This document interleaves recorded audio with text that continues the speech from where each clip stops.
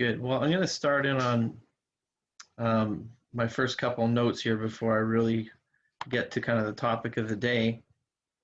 And the first one was obviously that I got Tokyo a go-go, that, with the Prime Minister talking so positively and putting himself in that position, I would like to think that, things are so confident that they're going to run. They've even got an athlete playbook for all the countries to look at of what the requirements are, how they're going to be running it. And we're 167 days and counting. So that's exciting. A little bit of something to look forward to in these tough times. So the other thing I'll just throw out for you guys is that our president, myself, Pat, and I have yesterday had a nice talk with the Camp Robin Hood owner about next summer, and we're hoping to get some plans together already for us utilizing that facility again. It was just so wonderful this summer, and swimming outdoors is so healthy that I think it's going to be something really really fantastic for us to take part in again. So that again, we're kind of trying to think well in advance and get things planned, thinking the best of what's going to happen with this situation. So I really hope you guys have some more questions for me this week. It was pretty quiet last week, and I'd really invite you all, if you have any questions, no matter if you think that it may be irrelevant or you may think that it's maybe not appropriate or something like that, but basically I really would like to have people ask questions, and this is the time to do it. We have the time and opportunity to ask those questions for me to speak on those things. That's really what this Fire Away Friday was for, and specifically for parents, but also for athletes to kind of get a feel for how things are changing. Where are we going, right? What's different? What's new? What can we expect?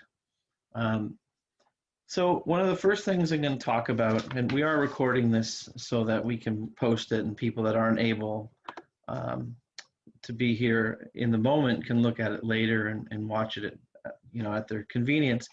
But the thing I'm going to talk about today is swim meet entries, and not really understanding what maybe the previous regime had done or what's been commonplace within our organization in the past. Is it's, again, looking forward several steps, is trying to educate and inform people of what we're doing and why we're doing it. So with respect to that, with swim meet entries, it's a coach determined process with athlete input. And certainly as the athletes move from being younger to older, their input, that percentage changes. Part of the roles and responsibilities of the coaches are to select events that complement the athlete development. And that athlete development pathway is kind of sophisticated. It's not just that, you're good at swimming 100 breaststrokes, so we swim 100 breaststroke, 50 free, and 200 IM, and that's it. That the athlete pathway or development pathway is multifaceted.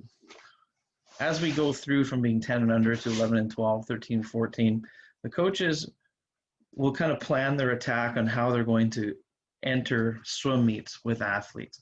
And I'll give you a brief overview. Let's say if we take the first training cycle in a normal year from September to December. In September, we kind of get going, with a heavy emphasis on technique and getting back in the water and starts and turns and drills and progressive buildup of the training schedule. You wouldn't start your first week, especially for the older kids, you wouldn't start them at 8 workouts a week. You would make sure that you build in with a progressive overload. And then when you get to your first competition, typically what I would like to do is I like to pick events that are rarely swum. So maybe for freestylers and flyers, they would swim 100 breaststroke. And maybe for sprinters, they'd swim a 400 free, or again, depending on your age group, right? It may be that, Coach Carter puts all his athletes in 50 breaststroke and 100 IM. And there's a reason for us doing that. We start the year off, kids are just getting into shape. We're practicing skills, we're practicing technique, and we don't want to put them in their best event right away because we know that we're freshly into the season.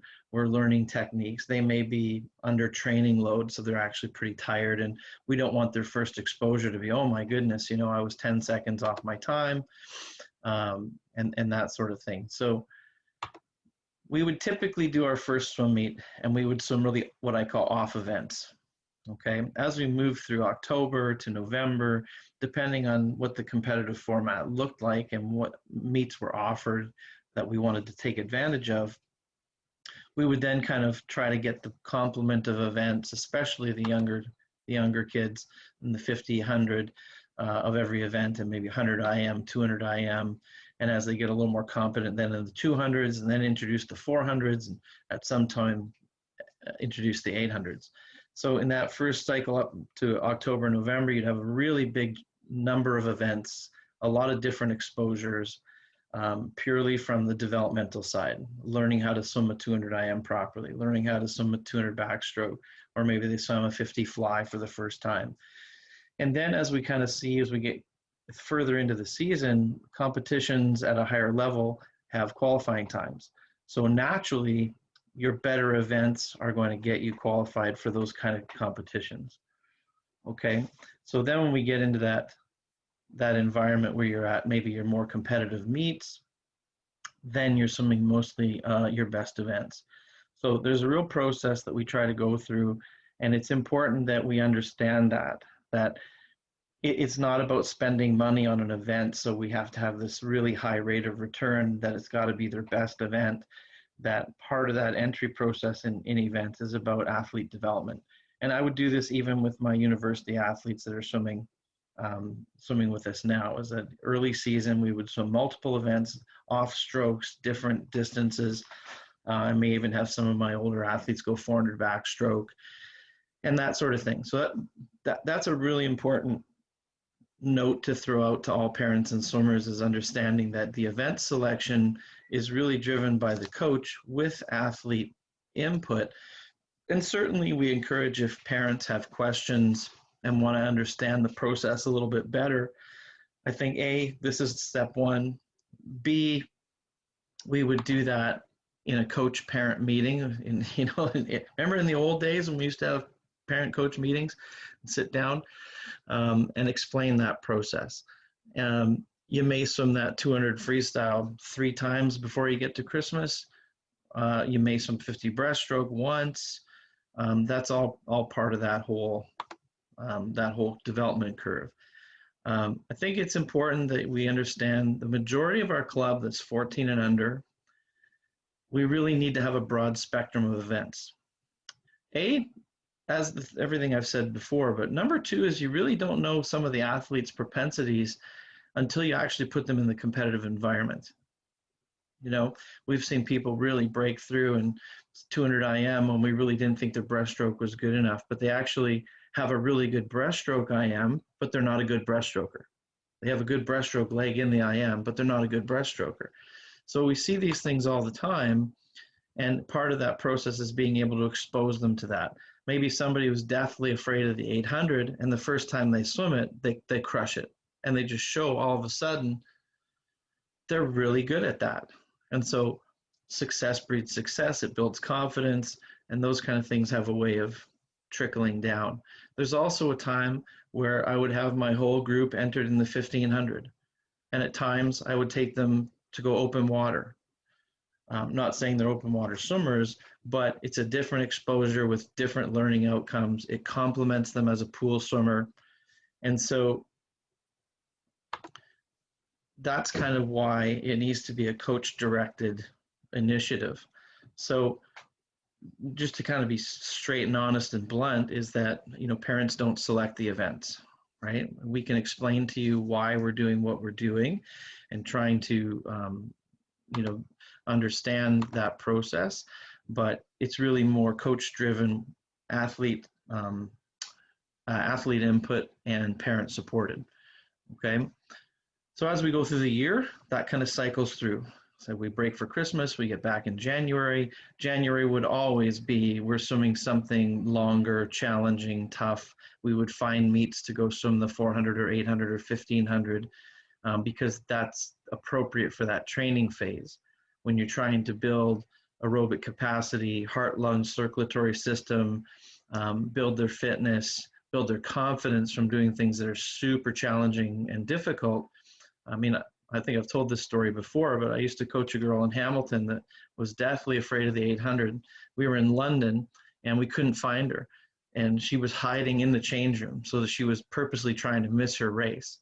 And she did miss her race, but her coach found an empty lane in one of the later heats and had her swim it.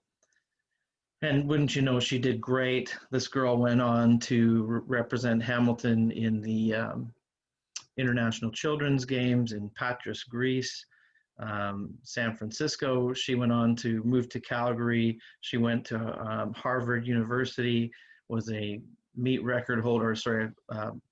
varsity record holder there, and was a top 5 swimmer at nationals. So it was really that, she'd probably be embarrassed when I tell that story, but it's the truth that, she just had to overcome that fear, and she was a different young lady after that, right? So sometimes those most daunting, haunting, challenging things, once you overcome them, you actually feel so much better about yourself. And I'll throw another example. For those of you that have ever jumped off a 10-meter tower, before you actually do it, it's pretty terrifying. It's super high, your heart's in your throat, and you finally get that athlete to jump off the 10-meter tower, and within 10 seconds, they're running back up to try to go again because it was so much fun, and they feel so good about themselves. It's kind of like that. First time you do a really good 200 breaststroke is super challenging, but it builds confidence once you get those things under your belt. So that spectrum of events is about expanding capabilities and being able to go from a top-down process. Like, it's much easier to swim the 50 breast once you learn how to swim a really good 200 breaststroke. Not so much the other way. 50 breaststrokers swimming up to 200 breast is a little daunting, and it hurts. It is incredibly challenging. But when you train from a top-down approach, it's way better, way better. So we've seen many times, like Ryan Cochran, who was 1500 freestyle Olympic double medalist for Canada, if you don't know, he would swim on the 4x200 free relays. And he wasn't the fastest out in the first 100, but he closed like crazy. And I think Coach Carter and I were looking at the Canadian records, and he went 3:43 for 400 freestyle. But he came from the 1500 down. So even with kids that are natural born sprinters, which, by the way, is about 10% of the whole population, but real natural born sprinters, it's still in their best interest to build capacity to be able to swim a competent 400, 800 free. They may not do it very often, but to build that aerobic capacity, that muscle memory, that muscle endurance is not only important, it's really our responsibility as age group coaches to develop that kind of cellular level, that kind of muscle memory, that kind of heart-lung circulatory system, the mindset, the attitude, and the toughness from swimming those events. So as they go on to university, then they're set. Everything will be easier. Even though there'll be challenging workouts, they'll change their strength training regimes, lots can change as they go to university, but they've got that background. University of Western coach, Paul Midgley, loves getting our athletes because they're organized, they're disciplined, they're tough as nails, and they can do multiple events, okay? So when you think of another level of going to a U.S. college, the more events you can score points in for your college, the more valuable you are and the more likely they're going to offer you something in terms of scholarships. So that's kind of a residual benefit of what I'm talking about. A couple examples of well-roundedness and top-down approach. Those of you that know Mark Spitz or know of Mark Spitz, who is kind of the benchmark with 7 Olympic gold medals and all in world record time. His first national qualifying time was in the 1650, and his first international medal was in the mile, even though he won events in the 3 relays, 100 free, 200 free, 100 fly, 200 fly, right? So again, just showing historically, this has always been the case. If you look at Michael Phelps, Bob Bowman talks all the time about watching this 11-year-old do a set of 12 400s and going 1 free, 1 IM, and then 4 100s free, 1 free, 1 IM, 4 100s free, and it kept getting faster and faster. And you can't swim a good 400 IM 200 fly without being a really well-rounded, very fit athlete. So did you know that Michael Phelps and his coach, once a year, not shaved and tapered, they had to post, or he had to post, Phelps had to post a world ranking top 25 in the world, 1500 in season in work. That means no rest and recovery, no shave and taper, no super suit.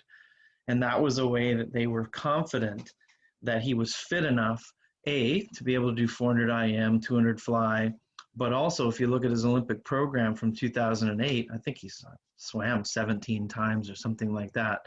And many of his events, he had 17, maybe 12 to 22 minutes between the events.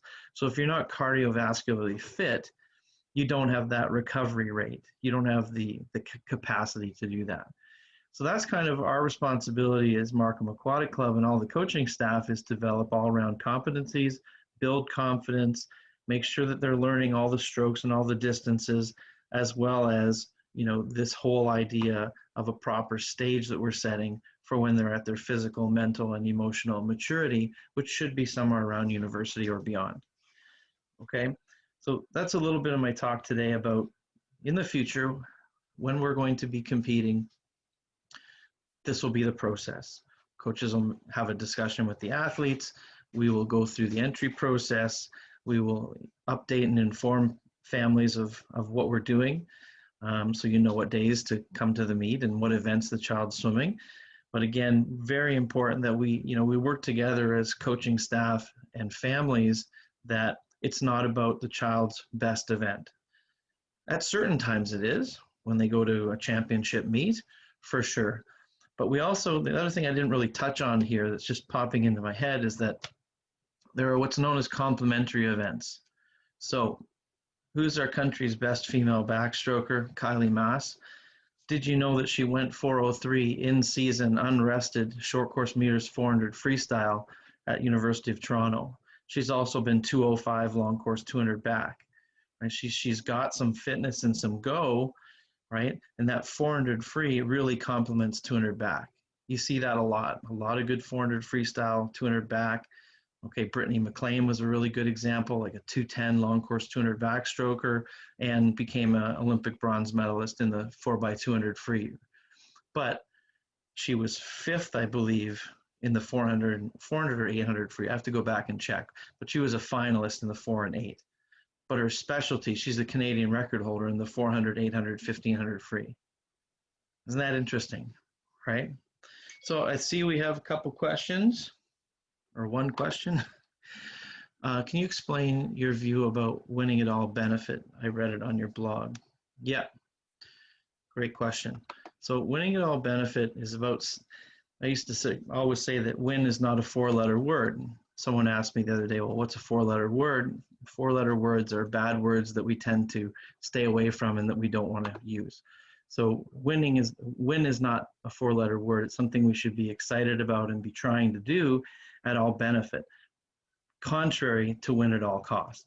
Win at all cost means by any means necessary, break the rules, take drugs, all that kind of stuff, which is nothing like what we're about. Win at all benefit means that winning is inherently good, and the process of going after that is really fun and exciting and good for you, right? That we should rejoice in that process.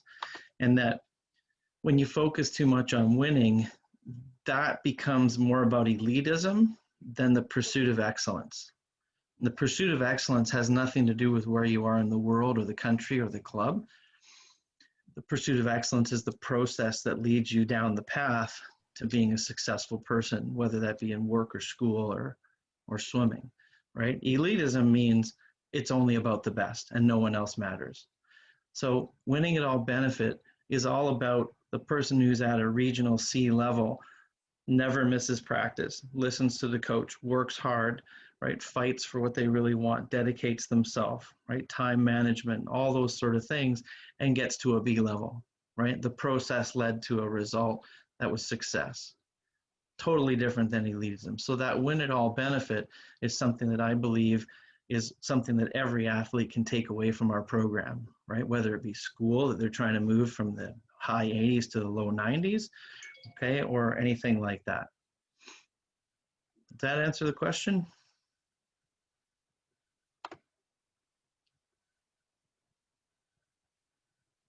Okay. Any other questions on Fire Away Friday? Come on, challenge me. I dare you. Amber Chen, Anderson Lee, Mr. Stropel. This will be a really short meeting if you guys don't ask questions. What would you say are the three most important aspects in the culture of a successful club? Well, one is, I think, a team first mentality, right? Where that win it all benefit kind of kicks in, right? That together we're much better as a unit than we are one individual, right? I think that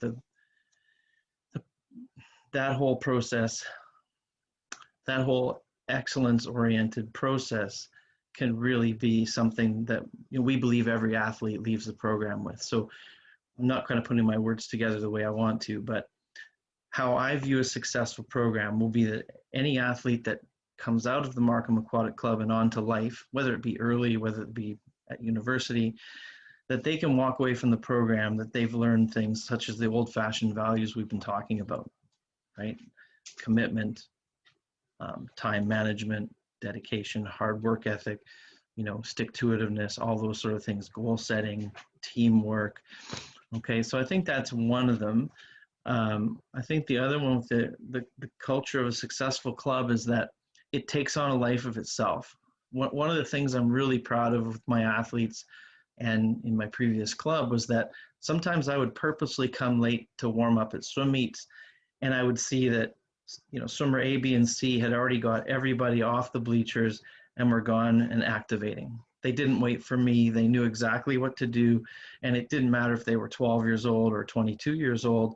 They knew what the right process was, right? And I would do that once or twice a year on purpose, and I'd stand up in the stands with one of the parents having a coffee and just watch them. And it made me really proud because you were functioning like a real military unit. You were professional. They were organized. They knew what to do. They were watching the timeline. So I think that's the second thing about the culture of a successful club. And the third one is, and this is really important to me, is that we're tough in all the events. We show up in the 400s, 800s, 1500s while still winning medals in the 50s and the 100s. We're a full service program, even though the meat of the program content is middle distance free IM in terms of, again, age group development. So these athletes are really given every opportunity they can to maximize their swimming post university or even post grade 12, right? So if you look at all winning programs at the national or even the provincial level, you'll see multiple 4x200 free relays. It will be a reflection that they've got multiple people that can swim in that middle distance. And even if they're a breaststroker, right? Like Jade Lowe may be showing some prominence in breaststroke and IM, but she's got a beautiful freestyle, and she's done some distance sets in the other lanes where we've been blown away. She will have a great long course 200 freestyle. And if I don't enter in that, I might never see that development, right? So I think that's the other thing, the culture of Markham Aquatic Club, and we come onto deck as the MAC Army, is that we will be a force to be reckoned with in any event, anywhere, anytime, and especially in relays. That will show. Next question, can you address your point of view on only blacks racing suits? It's a question that often comes up. So it's along the lines of, it's a professional approach that everybody looks the same, right? It's a small thing we can do, similar to private schools, where you show up to practice, you show up to school, you show up to work in a professional manner, right? It's always been the case with all the clubs that I've been with, that we do that. We keep it black and keep it simple because people can get black suits pretty much anywhere, Walmart, online. And so that kind of stays consistent. And then you see everybody in the same team caps. And if you walk on a deck and you see a team that has multi-suit colors and they're wearing a smiley face cap, and, you know, and then you walk in and you see a team that's all dressed together, right? Professional looking, it's about culture, and it's also about branding, right? So everybody at TPASC knows who we are because everybody wears a Markham cap and they're wearing black suits, and we are the professional team there. I don't care what anybody else says. That's what it is. So it's a bit about pride. It's a bit about culture. It's a bit about branding and professionalism. What's the most difficult time for you? How did you go through it? Personally? Are you talking about personally or professionally? I'm going to wait for the response for that because they're two pretty different things. The next question was, how are relays selected? So here's the general rule of thumb. Oh, as a coach, okay.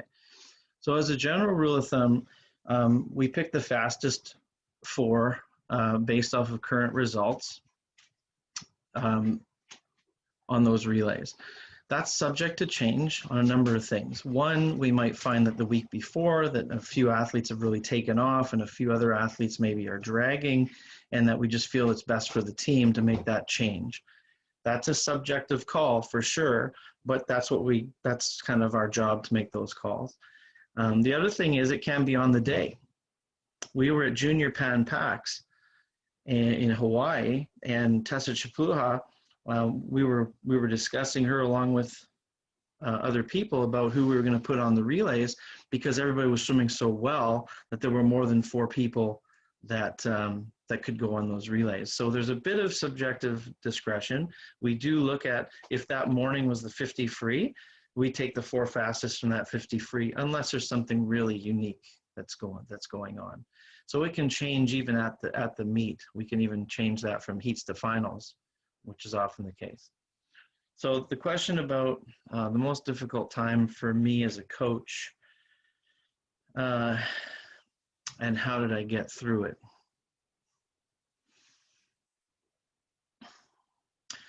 I think at the time it was probably Nanaimo, because my best swimmer was not the best example, and I'll leave it at that. However, his mom was the president of the club and also the president of the Vancouver Island Swim Association and a board member on Swim BC, and they had made the mistake of making swimming was the most important thing in their son's life, even above school. And this person was getting into trouble and not showing any wasn't coming to morning practices. He was not doing very well, and it was we all knew kind of the trouble he was getting into. So I pulled the person in with his parents, and I said, I'm not taking you to nationals. And this is a top 5 national swimmer. And I said, it's just a bad example, and that most of all, you haven't earned the right to go because you haven't prepared. And we're all about preparation for performance, right? If it was elitism, no problem. We'll just take him because he's good. But we're not about elitism. We're about the process of excellence. So I stood my ground and didn't let him go to nationals. And unfortunately, about 6 weeks later, that person met me outside and said that the board will not be renewing my contract. So I stood on principle and did what I was right for what I thought was right for what was right for the team and for just general principles. And it cost me my job. It cost me my house.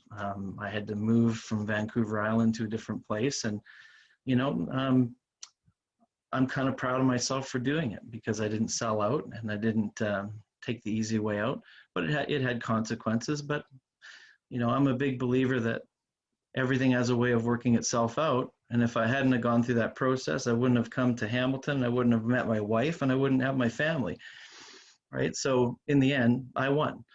And that club's never recovered, and it's never even been close to anything it was in the past. They haven't had a national finalist since 1999, and they may not ever recover from that. So that was definitely my most challenging time. And I worked through it because losers would give up and winners go forward. What is your best guess as to when the kids might come back, get back in the pool? We're just into, what, 7 minutes to go here. So my best guess is that we're going to hear something in the next week or so. And the way that I think is that if school's going back in, things are going to start to open up. And I know that Pat and myself have been in touch with MPAC. So the moment that we know it's a green light, we will be getting ourselves together, and the coaches and I will meet, and we'll have a plan of attack and then let the membership know. When we go back, how long before we can do a time trial or small competition so we can get some updated times for our records. That's completely up to Swim Ontario. They will decide what phase we're in the return to racing. And yeah, we'll just have to follow Swim Ontario's lead with that. I've been informed it's a minimum 45 days between the return to training and return to racing. There we go. 6 minutes and counting. Keep your questions coming. I hope that's been helpful and that's given you some insight with what we're talking about. Any other questions? How about the swimmers out there? I'd love to hear from anyone that's like 12 and under. Does black suits include racing suits? Okay, that's a good question. The answer is yes, with the caveat that we may get a situation with Arena, who's our sponsor currently, that we may get a really cool black and blue style racing suit that we may, if we can do that with our sponsor and be able to provide that for our athletes, then we may shift to that. But as usual, there'll be a process. So, you know, if you just bought a $500 suit, we'll give you a timeline to use that suit up, and, you know, you haven't wasted your money. We'll be pretty fair with that. But again, generally, we want to have that presence and that that whole visual impact and our image and our brand when we walk on deck, that we look the same. It's just not professional when one has an orange flowery suit and one has a Funkita suit and all that stuff. So trust me, we'll look awesome. We're going to be so good. It's going to be the Mac Army. What was your proudest moment as a coach? There's a lot there. Well, one was there was a very average swimmer in Regina, Saskatchewan, and she just wasn't very skilled to go from wall to wall as a swimmer. As a lovely human being. 4 minutes and 40 seconds. I'll try to get this in. Wonderful person. And 3 or 4 years after I'd left Regina, I got something in the mail from her with a newspaper clipping, and she had become the first female firefighter in Saskatchewan. It's either Saskatchewan or Saskatoon, but she was the first female firefighter. And in this article, she had quoted myself and swimming, that swimming gave her the toughness and the mental determination to overcome things like stereotypes, sexism, you know, being able to actually do the work of a firefighter. And that made me tremendously proud that that she that the program helped her. And number two, that she sent me this 4 or 5 years later, that she mailed it to me. So that was super, super cool. I'm really proud of all the athletes that have graduated and gone on to university. You know, I told you before that I keep a file of all the athletes and where they've gone, and that I think is something I'm really proud of. I'm really proud that I'm now the how do you put it? I've coached the most females under 450 or 450 long course and 440 short course than anyone else in the country. I think that, to me, it makes me proud, because you got to have endurance, you got to have speed, you got to be good at all 4 strokes. So it kind of shows the everything that I've been talking about. That makes me proud. Makes me proud that we won our first nationals, and every single swimmer that went to that competition scored points. That's really unusual, right? And to do it from that pool in those circumstances against the big centers and the big universities and being able to beat those guys was a lot of fun. Who's going to win the Super Bowl? Oh, I got to go with Tom Brady. I cannot go against Tom Brady. I would really like to see that. And then I hope he retires, right? Like go out as a winner and just have everybody's jaw drop and go, but they're in for tough competition. I think it's going to be close. I hope. Any other questions? Going once. Going twice. All right, thanks everybody. Appreciate it. Hope you enjoyed it. I'd love to hear from you if you liked it. If there's anything you thought maybe I could do for next time, tell me that. Okay? Have a good night. Have a great weekend. We'll see you next week. Bye.